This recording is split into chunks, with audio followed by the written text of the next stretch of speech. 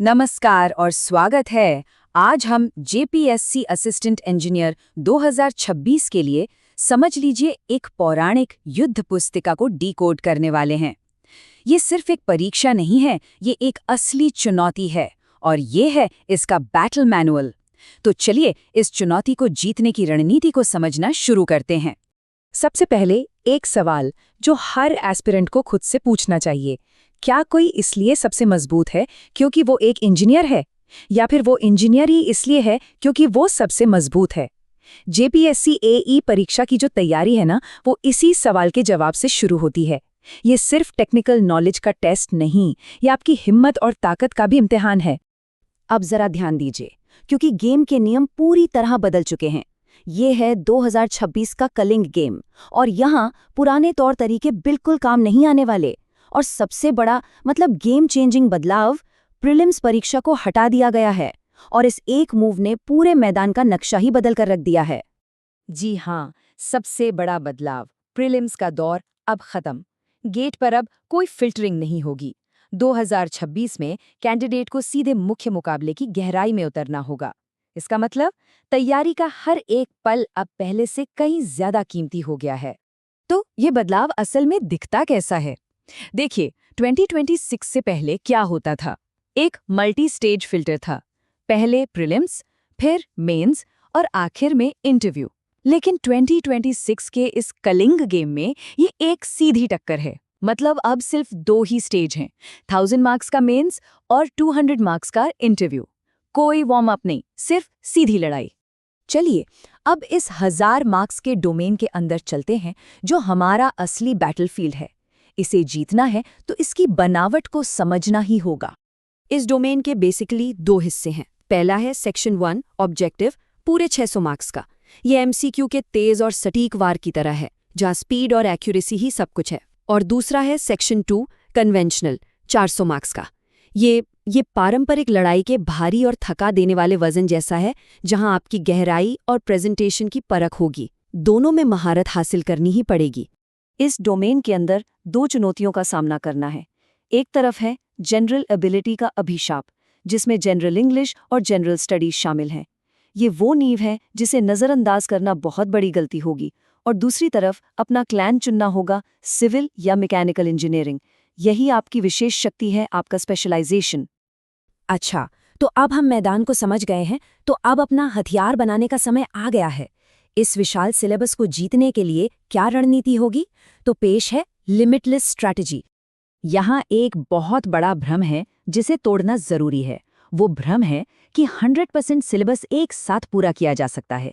जो भी ये करने की कोशिश करता है वो अक्सर फंस जाता है। लेकिन एक मास्टर, एक असली खिलाड़ी क्या करता है? वो एक बार में सिर्फ 2 सब्जेक्ट्स को चुनता है और उन पर पूरी तरह महारत हासिल करता है। बस यही है लिमिटलेस स्ट्रैटेजी। तो ये काम कैसे करती है? इसके 3 सिंपल स्टेप्स हैं। एक बाइंडिंग वाव की तरह, एक शपथ की तरह। पहला कदम आइसोलेट, ठीक 2 विषय चुने, न कम न ज्यादा। दूसरा कदम कंज्यूम, उनकी थ्योरी को पूरी तरह से खत्म कर दें, हर एक कॉन्सेप्ट को पी जाएं। और तीसरा कदम साइकिल, जब उन 2 पर विजय हासिल हो जाए तो उन्हें अगले 2 से बदल दें। बस इस शपथ को बनाए रखना है। लेकिन सिर्फ थ्योरी और स्ट्रैटेजी से बात नहीं बनती। असली ताकत तो प्रैक्टिस से ही आती है। जैसा कि कहा जाता है, जो अभ्यास में पसीना बहाता है वही परीक्षा में जीत हासिल करता है। और प्रैक्टिस का सबसे शक्तिशाली तरीका क्या है? वो है कर्स्ड टेक्निक रिवर्सल। इसका मतलब है पिछले साल के क्वेश्चंस और मॉक टेस्ट्स का भरपूर इस्तेमाल करना। एक बात हमेशा याद रखिए, मॉक टेस्ट में की गई हर गलती एक निशान की तरह है और हर निशान एक नया सबक है। तो ये सुधार का जो साइकिल है वो 4 स्टेप्स में चलता है। पहला स्ट्राइक, मॉक टेस्ट अटेम्प्ट कीजिए। दूसरा ब्लीड, अपनी गलतियों को पहचानिए, कहाँ लॉजिक टूटा उसे ढूंढिए। तीसरा स्कार, उन गलतियों को लाल स्याही से एक अलग नोटबुक में मार्क कर लीजिए।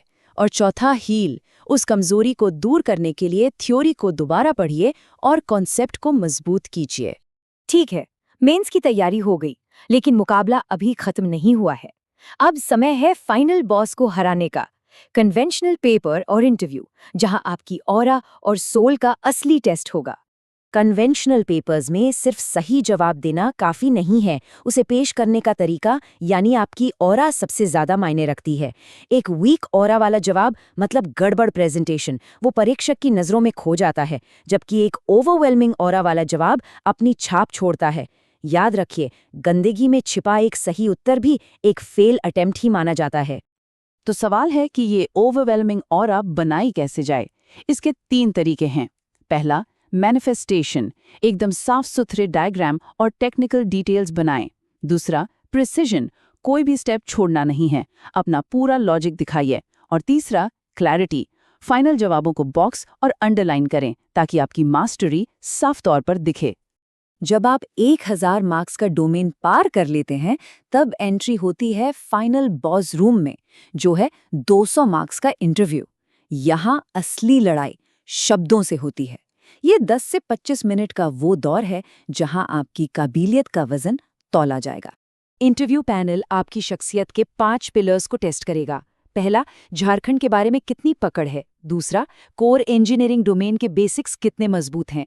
तीसरा, अपने फाइनल ईयर प्रोजेक्ट को कितना डिफेंड कर पाते हैं। चौथा, करंट में देश और राज्य के इंजीनियरिंग प्रोजेक्ट्स के बारे में कितनी अवेयरनेस है। और पांचवा, आपकी अटूट ऑरा यानी आपका कॉन्फिडेंस। तो अब हम लगभग अंत की ओर आ गए हैं। जब ये सारे पड़ाव पार हो जाएंगे तो समय आएगा गर्व से खड़े होने और अपने खिताब पर दावा करने का। अब जरा ब्लड लाइन रिकॉर्ड पर एक नज़र डालते हैं। ये 2019 मैकेनिकल इंजीनियरिंग के कट ऑफ है। इन्हें सिर्फ नंबर मत समझिएगा, ये वो बेंचमार्क हैं जो आपसे पहले के योद्धाओं ने सेट किए हैं। खिताब पर दावा करना है तो इन चोटियों को पार करना ही होगा। और उन चोटियों में सबसे ऊंची है 782 अनरिजर्व्ड कैटेगरी के लिए। ये वो स्कोर है जिसे हराना है। यही लक्ष्य है, यही मंजिल है। ये सफ़र मुश्किल होगा, इसमें कोई शक नहीं। सिलेबस बहुत बड़ा है, कंपटीशन बहुत टफ है, लेकिन जब कमज़ोरों की राख से अंतिम मेरिट लिस्ट तैयार की जाएगी तो उस लिस्ट में एक नाम ज़रूर होगा और वो आपका होगा। आप ही होंगे असिस्टेंट इंजीनियर। तो मैदान तैयार है, रणनीति सामने है। अब सवाल बस एक है, इस चुनौती का जवाब कैसे दिया जाएगा।